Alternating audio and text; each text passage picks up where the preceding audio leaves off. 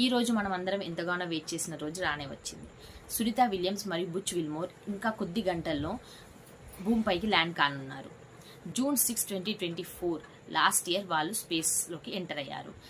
8 డేస్లో తిరిగి రావాల్సిన వాళ్ళు కొన్ని టెక్నికల్ ఇష్యూస్ వల్ల 9 మంత్స్ అక్కడే చిక్కుకోవాల్సి వచ్చింది.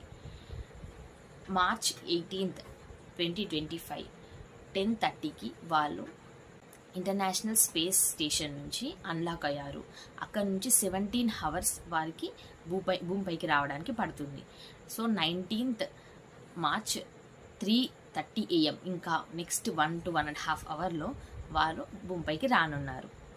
నాసా చెప్పిన దాని ప్రకారం ఉదయం 2:40కి వారు భూమి అట్మాస్ఫియర్లోకి ఎంటర్ అవుతారు. అక్కడి నుంచి 44 మినిట్స్లో ఫ్లోరిడా కోస్ట్లో ఉన్న వాటర్ బాడీలో ల్యాండ్ అవుతారు. ఇలా వాటర్ బాడీ పైన ల్యాండ్ అయ్యే మెథడ్ని స్ప్లాష్ డౌన్ మెథడ్ అంటారు. ఆస్ట్రోనాట్స్ ఇలా ల్యాండ్ అవ్వడాన్ని చాలా సేఫెస్ట్ మెథడ్గా చెబుతున్నారు. సునీత విలియమ్స్ భారత సంతతికి చెందిన మహిళ. భారతదేశమే కాక ప్రపంచ దేశాలన్నీ తన సేఫ్ రాక కోసం ఎదురు చూస్తున్నాయి.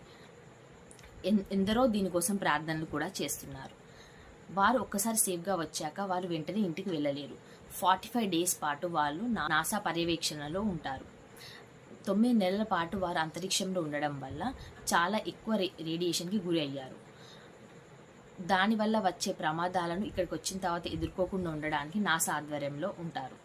అలాగే వాళ్ళు గాల్లో తేలియాడడం వల్ల వారి పాదాలు చిన్నపిల్లల పాదాల మాదిరిగా ఇక్కడికి వచ్చాక ఉంటాయని కొన్ని సైంటిస్ట్ చెప్తున్నారు. అందుకోసం వాళ్ళు నార్మల్ స్థితికి వచ్చేంత వరకు నాసా పర్యవేక్షణలోనే ఉంటారు.